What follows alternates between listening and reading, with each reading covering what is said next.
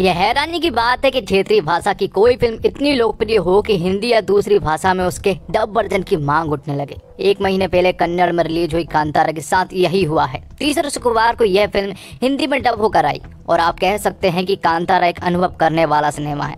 इसे कह बोलकर समझाया नहीं जा सकता। फिल्म में जंगल के बीच बस एक छोटे से गाँव की कहानी है। कांतारा का अर्थ होता है बीहड़, जंगल, और इस जंगल में निवासियों में संपन्नता लाने वाले एक देवता के मिथक की मान्यता है। इस देवता का सालाना अनुष्ठान भूतकोला कहानी का एक कोर एलिमेंट है। तो दोस्तों, आज हम एक्सप्लेन करने वाले हैं कांतारा मूवी को। तो वीडियो को शुरू करते हैं। और अगर आप इस चैनल पर पहली बार विजिट कर रहे हैं तो चैनल को सब्सक्राइब करके नोटिफिकेशन बेल को ऑल पर कर दीजिए ताकि न्यू और फ्रेश मूवी के कंटेंट सबसे पहले आप तक पहुंच सके। तो फिल्म की शुरुआत होती है एक गाँव से जिसका नाम है कुंदपुरा, जो की कर्नाटक के समुद्र किनारे बसा एक इलाका है। और यहीं पर 1847 में हम एक राजा को देख पाते हैं जिसके पास सब कुछ है, बीबी है, बच्चे है, गांव है और उसकी प्रजा उसे बहुत प्यार करती है। राजा के पास सब कुछ तो है मगर सुख शांति नहीं है, और इसी की सबसे बड़ी कमी है उसके पास। हद तो तब हो जाती है जब राजा को रात में नींद नहीं आती है तो एक पुजारी के कहने पर राजा सुख शांति की तलाश में जंगलों में निकल पड़ता है। और सुख शांति की तलाश करते करते वो एक गाँव में पहुँचता है जहाँ पत्थर के रूप में मौजूदा ग्राम के दर्शन के साथ ही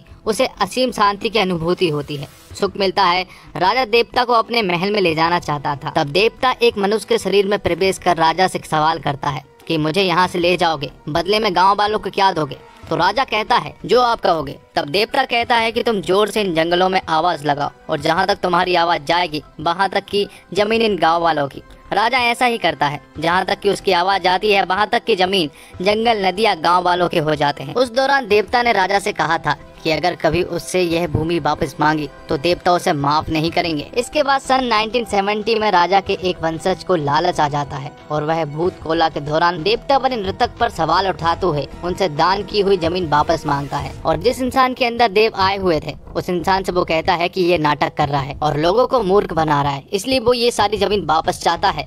ये बात सुनने के बाद देव को गुस्सा आ जाता है और नाराज होकर नृतक के भीतर आए देवता जंगल में जाकर सशरीर गायब हो जाते हैं। और फिर कुछ दिनों के बाद राजा के वंशज की कोर्ट के बाहर सीढ़ियों पर अचानक मृत्यु हो जाती है, जैसा कि देव ने कहा था कि अगर उससे जमीन मांगी तो वो उन्हें जान से मार देगा। इसके बाद कहानी शिफ्ट होती है 1919 में, जहाँ पर हम कम्बाला रेस को देख पाते हैं। और इस रेस में भैंसों की रेस कराई जाती है जिसमें कि हम शिवा नाम के एक आदमी को देखते हैं जो कि अपने भैंसों के साथ आता है। दरअसल ये रेस पिछले 3 सालों से शिवा ही जीतता आ रहा है और यहाँ पर भी वो एक बहुत ही अच्छी टाइमिंग सेट करता है, जिस टाइमिंग को तोड़ना नामुमकिन सा था क्योंकि ऐसा पिछले 3 सालों से तो कोई नहीं कर पाया। लेकिन यहाँ पर उसे पता चलता है कि वो सेकंड आया है तो उसका दिमाग खराब हो जाता है और जो फर्स्ट आया होता है वो उसे मारने लगता है क्योंकि उसे मालूम है कि ये चीटिंग है। और फिर दोनों दलों के बीच में एक जोरदार फाइट होती है। अब आगे हमें कुछ बातें पता चलती है कि शिवा जो है वो देवेंद्र नाम के एक आदमी जिसे सब साहिब बुलाते हैं उसके लिए काम करता है। दरअसल वो एक ऊंची जात वाला होता है और शिवा जो होते हैं वो नीची जात वाले होते हैं, और जो साहिब होते हैं वो उन्हीं राजाओं के वंशज होते हैं। और भूतकोला के दौरान जब वो इंसान जंगलों में गायब हो गया था वो कोई और नहीं बल्कि शिवा के पिता होते हैं। तो भूतकोला के अनुसार आगे की प्रथा शिवा को ही निभानी थी, लेकिन उसके कर्म बहुत ही खराब हैं। शराब पीता है, लड़कीबाजी करता है और किसी से भी ठीक से बात नहीं करता है, इसलिए आगे की प्रथा उसका भाई गुरु निभाता है। हालांकि कोई भी गांव में जब प्रॉब्लम होती है तो शिवा सबसे आगे खड़ा होता है और गांव वालों की हेल्प सबसे पहले करता है। साथ ही शिवा के लव अफेयर के बारे में भी बताया जाता है जिसका नाम लीला होता है। वो लीला से बहुत प्यार करता है और लीला हाल ही में फॉरेस्ट डिपार्टमेंट की पढ़ाई कर रही है। तो शिवा साहिब जी के कहने पर कुछ भी करने को तैयार हो जाता है। दरअसल वो उनके छोटे छोटे काम करता है, जैसे कि जंगलों से लकड़ी काटना, सुअरों को मारना, खेतों में पानी देना, जिसके बदले में साहिब शिवा और उसके दोस्तों को पैसे और खाना खिला दिया करते हैं। और शिवा और उसके दोस्त इतने में ही खुश हो जाते हैं। जिसके बाद गांव में एंट्री होती है मुरलीधर नाम के एक पुलिस इंस्पेक्टर की, जो कि काफी क्रूर होता है और गांव वालों से बिल्कुल भी ठीक ढंग से बात नहीं करता है। यहाँ पर उसका सिर्फ एक ही सपना है कि किसी भी तरह से वो इस फॉरेस्ट के बचाए। उसे गांव वालों की कोई भी चिंता नहीं है। तो भले ही गांव के सभी लोग मुरलीधर से डरते होंगे, लेकिन यहाँ पर शिवा मुरलीधर से बिल्कुल भी नहीं डरता है। अब आगे भूतकोला का प्रोग्राम होता है जिसमें कि गुरु के अंदर देव आए हुए थे। तो गाँव वाले भले ही किसी भी त्योहार को माने या फिर ना माने, लेकिन भूतकोला उनके लिए सब कुछ है, इसलिए वो भूतकोला प्रथा को सबसे ज्यादा महत्व देते हैं। तो इसी प्रथा के दौरान गांव के लोग यहाँ पर जोर जोर से पटाखे फोड़ने लगते हैं और इन्हें देखकर मुरलीधर जब इन आवाजों को सुनता है तो वो तुरंत ही गांव की तरफ आता है और वो यहाँ पर लोगों से कहता है कि वो पटाखे इतनी जोर जोर से ना फोड़े, क्योंकि इन पटाखों से जंगलों के जानवरों पर फर्क पड़ता है। ये बात सुनने के बाद शिवा और उसके साथी मुरलीधर का मजाक उड़ाने लगते हैं, क्योंकि वो उनसे कहते हैं कि वो लोग जिन जानवरों को बचाने की कोशिश कर रहे हैं वो तो उन्हें मारते हैं और खाते भी हैं, और ये चीज वो कोई आज से नहीं कर रहे हैं बल्कि सालों से करते आ रहे हैं। तो इन दोनों की बातों से हमें ये तो पता चल जाता है कि मुरलीधर और शिवा की आपस में बिल्कुल भी नहीं बनती है। उन दोनों के बीच में 36 का आंकड़ा है। इसलिए मुरलीधर ये सोचता है कि वो किसी भी तरह से शिवा को अपराध करते हुए रंगे हाथ पकड़ना चाहता है। इसलिए मुरलीधर अपने साथियों से जंगलों में पहरा देने को कहता है, ताकि वो शिवा को अपराध करते हुए रंगे हाथ पकड़ सके, क्योंकि मुरलीधर को बहुत ही अच्छे से मालूम है कि शिवा ही वो आदमी है जो कि जंगलों से लकड़ी काटता है और जंगली सुअरों को भी मारता है। लेकिन मुरलीधर को कोई भी लीड नहीं मिलती है। अब आगे मुरलीधर को ऑर्डर्स मिलते हैं कि गांव की जो जमीन है वो फॉरेस्ट जंगल में आते हैं, इसलिए गांव के सभी लोगों को समझाया जाता है और लोगों को इस जमीन को खाली करने को कहा जाता है। लेकिन जब वो लोग नहीं मानते हैं तो मुरलीधर अपने अफसरों से कहकर उनके साथ जबरदस्ती करने लगता है। साथ ही हमें ये बात भी पता चलती है कि लीला का फॉरेस्ट डिपार्टमेंट में सिलेक्शन हो गया है और आज उसका पहला दिन है, और पहले ही दिन में आज उसके गांव वाले के वो खिलाफ हो जाती है। ये सब देखकर शिवा को बहुत बुरा लगता है और गांव के सभी लोगों को भी बहुत बुरा लगता है। हालांकि शिवा इन सब के खिलाफ था और वो काफी कोशिश भी करता है इन सब चीजों को रोकने की, लेकिन गवर्नमेंट के ऑर्डर थे इसलिए पुलिस वाले भी पीछे नहीं हटते। इसलिए अब गांव वालों की सारी जमीन रिजर्व फॉरेस्ट में जाने वाली थी, जिसका साहेब भी विरोध तो करते हैं लेकिन कुछ नहीं होता। और फिर कुछ दिनों के बाद शिवा अपने दोस्तों के साथ फिर से जंगल में जाता है और कुछ लकड़ियों को काटने के लिए वो तितर बितर हो जाते हैं। जैसे ही वो एक बड़ा सा पेड़ काट रहे होते हैं कि तभी अचानक से पुलिस वालों को ये खबर लग जाती है कि शिवा और उसके दोस्त जंगल में हैं और वो एक बड़े से पेड़ को काट रहे हैं। इसलिए मुरलीधर जब यहाँ पर आता है तो वो पेड़ उसी की जीप पर गिर जाता है, जिससे कि मुरलीधर के साथ साथ उसके कई सारे ऑफिसर बुरी तरह से घायल हो जाते हैं। अब आगे हम मुरलीधर को हॉस्पिटल में देखते हैं और मुरलीधर का दिमाग बहुत ज्यादा खराब हो चुका था, इसलिए अब शिवा के ऊपर वो ढेर सारे चार्ज लगाने वाले थे और उनमें से सबसे पहला चार्ज था अटेम्प्ट टू मर्डर का, क्योंकि उसने मुरलीधर की जान लेने की कोशिश की है। अगर वो पेड़ ठीक से गिर जाता तो मुरलीधर के साथ साथ सारे लोग मारे जाते।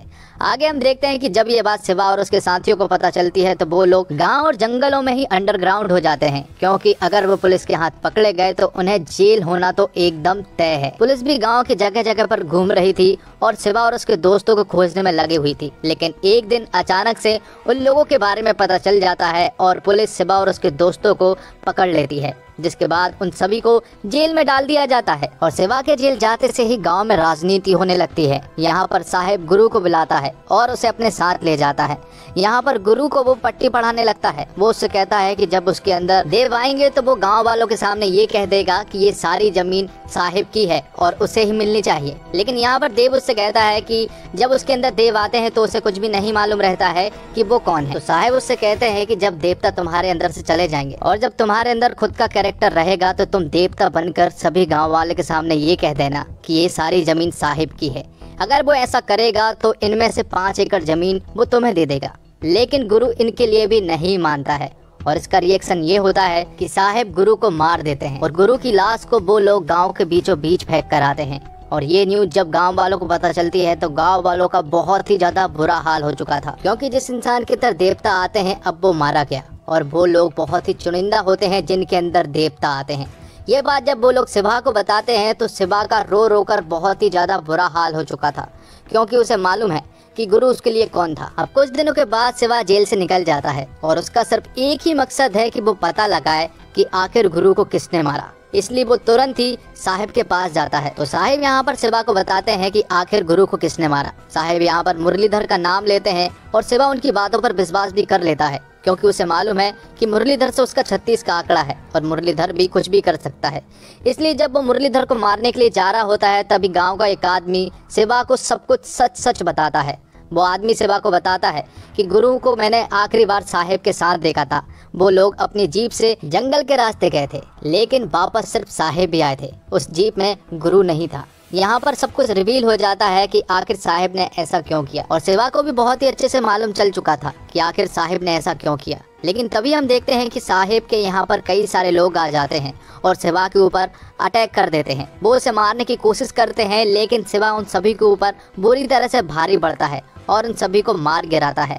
दरअसल साहिब ने यहाँ पर उन्हें इसलिए भेजा था क्योंकि उसे भी कहीं ना कहीं मालूम चल गया था कि शिवा को ये सारी बातें पता चल जाएगी। जिसके बाद शिवा अगले दिन ये सारी बातें गांव वालों को बताता है और उनसे कहता है कि जिस इंसान को हम हमेशा पूछते रहे वो गद्दार निकला। दरअसल साहेब चाहता था कि ये जमीन जो है वो फॉरेस्ट रिजर्व में ना जाए, क्योंकि अगर ये फॉरेस्ट रिजर्व में चली गई तो उसके हाथ भी कुछ नहीं आने वाला, क्योंकि अगर ये जमीन फॉरेस्ट रिजर्व में गई तो गाँव वाले गवर्नमेंट से गुहार लगाकर अपनी जमीन वापस ले सकते हैं, और यही साहिब नहीं चाह रहा था, क्योंकि अगर ये जमीन फॉरेस्ट रिजर्व में गई तो ये जमीन सरकारी हो जाएगी। और यहाँ पर मुरलीधर के बारे में भी हमें कुछ बताया जाता कि मुरलीधर दरअसल गांव वालों के बारे में ही सोच रहा था। उसे मालूम है कि अगर ये जमीन फॉरेस्ट रिजर्व में चली गई तो गांव वाले गवर्नमेंट से गुहार लगाकर इस जमीन को वापस ले सकते हैं, लेकिन वो ये नहीं चाह रहा कि ये जमीन साहिब के पास जाए। इसलिए हमें ये पता चलता है कि मुरलीधर भी गांव वाले के हित में ही था। और ये सब लोग जब बात कर ही रहे होते हैं कि तभी साहिब के ढेर सारे लोग यहाँ पर आ जाते हैं और गांव के लोगों से फाइट करना शुरू कर देते हैं। गांव वाले भी बहुत सारे थे, लेकिन साहिब के लोग भी ढेर सारे थे। यहाँ गांव वाले और साहिब के लोगों के बीच में गैंग वार से छिड़ जाता है, जिसमें कि एक भयानक फाइट दिखाई जाती है और गांव के कई सारे घर जला भी दिए जाते हैं। तो साहिब के लोगों के आगे अब गांव वालों की हार होने लगी थी और यहाँ पर शिवा को भी बुरी तरह से मारकर एक जगह पर पटक दिया था। तो साहिब और उसके आदमियों को ऐसा लग रहा था कि अब शायद वो इस जंग को जीत गए हैं, लेकिन तभी शिवा के अंदर देवता आ जाते हैं और वो उन्हें बुरी तरह से मारना शुरू कर देता है। और यहाँ पर गांव के लोग हाथ जोड़ लेते हैं, क्योंकि भूत कोला की प्रथा को जारी रखने के लिए उन्हें देवता मिल चुका था। जिसके बाद एक खतरनाक फाइट होती है, जिसमें कि शिवा के अंदर का देवता उन सभी लोगों को मार गिराता है। आखिर में वो साहिब को भी मार देता है। अब आगे भूत कोला की प्रथा जारी थी, जिसमें कि शिवा अब देवता के रूप में बन गया था। उसका गेटअप जो है वो पूरी तरह से उसी तरह का था जिस तरह से उसके पिता हुआ करते थे। यहाँ पर भी वो भूत कोला की प्रथा को जारी रखता है और आखिर में वो जंगल में दौड़ता हुआ जाता है और वो भी अपने पिता की तरह गायब हो जाता है। और फिल्म के आखिर में हमें ये पता चलता है कि लीला के अंदर शिवा का बच्चा है। तो दोस्तों, कांतारा की कहानी में विस्तार है, गहराई भी है। कहानी प्रकृति और शहरी सभ्यता से दूर रहने वाले प्राकृतिक पुत्रों से जुड़ी है। इंसान की आस्था और मन में गहरे उतरे विश्वासों की बात करती है। कोई इन्हें अंधविश्वास कह सकता है, मगर ऋषभ शेट्टी की कहानी आपको एक अलग दुनिया में ले जाती है, जो रोमांच और रहस्य से भरी है।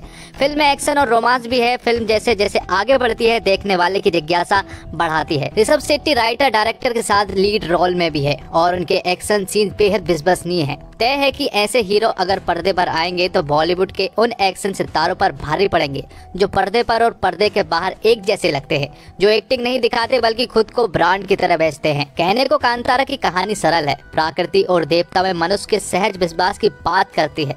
यहाँ हीरो बॉलीवुड के हीरो जैसा नकली नहीं है और आज की दुनिया के नियम कायदों को देखते हुए वह गलत पाले में खड़ा नजर आता है, लेकिन अपनी जगह वह सही है। फिल्म दर्शक से भी कुछ सवाल करती है। कन्नड़ सिनेमा में केजीएफ वाले यश के बाद ऋषभ शेट्टी हिंदी में एक और जाना पहचाना नाम और चेहरा बनने को तैयार है। किशोर कुमार जी को हिंदी की दर्शक वेब सीरीज सी में आप देख चुके हैं और यहाँ भी उनका परफॉर्मेंस बहुत बढ़िया है।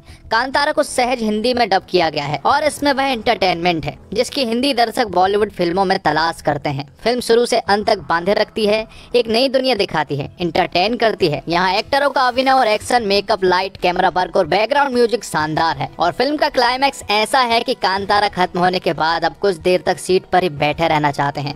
यह विश्वास करना चाहते हैं कि आपने अभी भी जो देखा वह सचमुच आंखों के आगे गुजरा है। इस बेहतरीन एक्शन थ्रिलर फिल्म को अगर पूरी तरह से ऋषभ शेट्टी की फिल्म कहा जाए तो कुछ भी गलत नहीं होगा। ऋषभ ने ना सिर्फ फिल्म की कहानी लिखी है बल्कि लीड रोल में निभाया है, बल्कि वह इस फिल्म के डायरेक्टर भी है। कर्नाटक के तटीय इलाकों के स्थानीय देवता से जुड़ी कहानी पर बनी इस फिल्म को उन्होंने बेहद खूबसूरती से पर्दे पर उतारा है। फिल्म शुरुआत से ही दर्शकों को बांध लेती है। स्थानीय देवता की दिलचस्पी कहानी से रूबरू होते वक्त कई बार आप सिहर उठते हैं। फिल्म का मुख्य आकर्षण भूत कोला का प्रथा है। भूत कोला में देवी आत्माओं को पशु के रूप में पूजा जाता है। कांतारा की कहानी भी ऐसे ही एक देवता की है जिनका नाम पंजुरली है।